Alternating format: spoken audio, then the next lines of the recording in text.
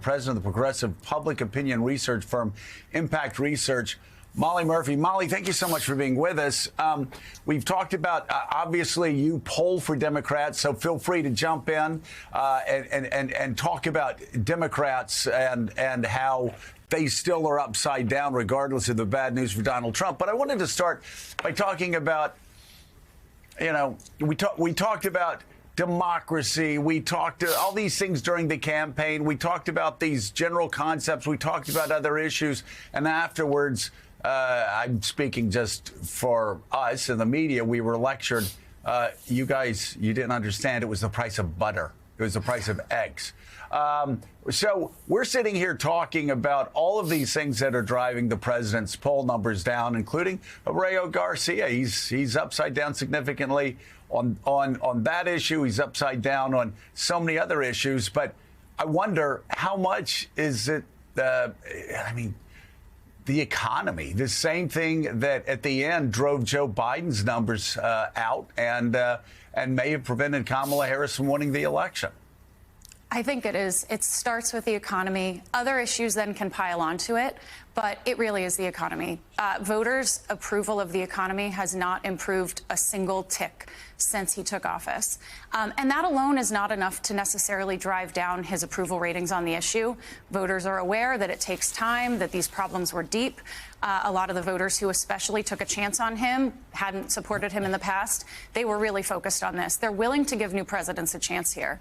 But the problem with what is driving down Donald Trump's numbers right now are the things he owns in this economy. So some of the numbers that you haven't run through that were in part of these polls, to me, is the why of why did these numbers go down, especially on the economy, especially on dealing with trade.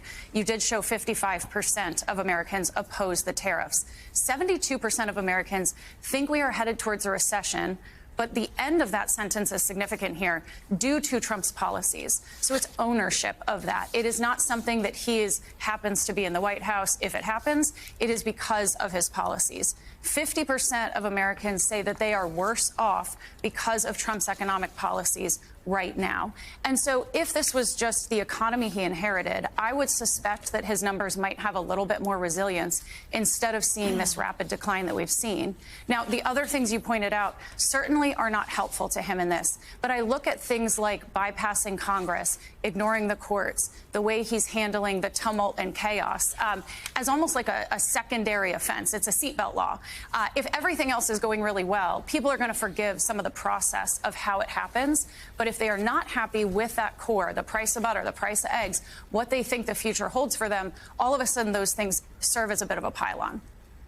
Yeah, and Jonathan, that is such a great point.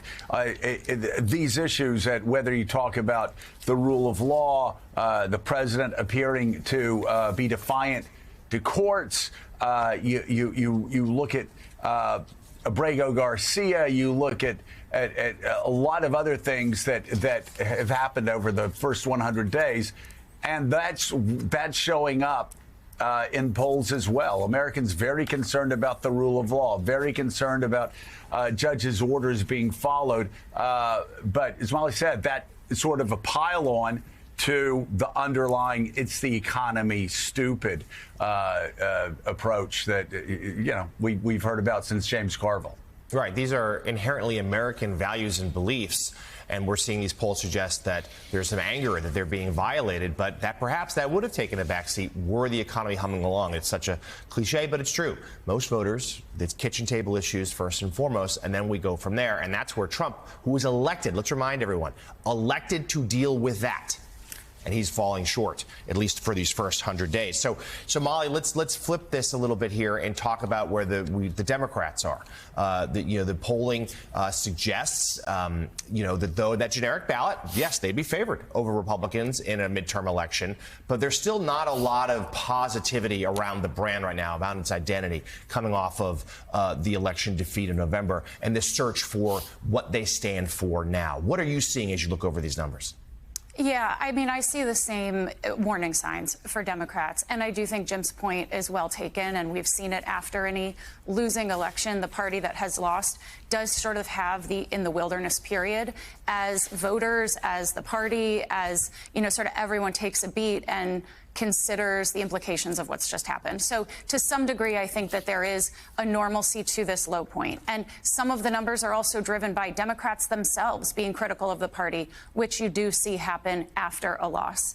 But some of the pieces underneath it that I think are important to be mindful of is that 7-point deficit, despite the president's overall weakened approval rating on the economy in handling the most important issues facing the country. 69% of Americans also don't believe that Democrats are in touch with the issues facing their lives. And really, the brand right now is one that stands in opposition to Donald Trump, but not necessarily why.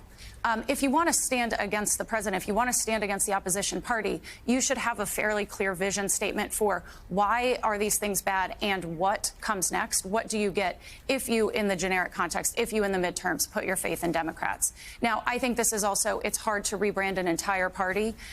You've got different individual Democrats out there who are kind of staking this out. And I think in the time, you're going to see more and more, sort of galvanizing behind some of these leaders coming through. All right, President of Impact Research, Molly Murphy, thank you so much for being with us. We greatly appreciate it. Thank you.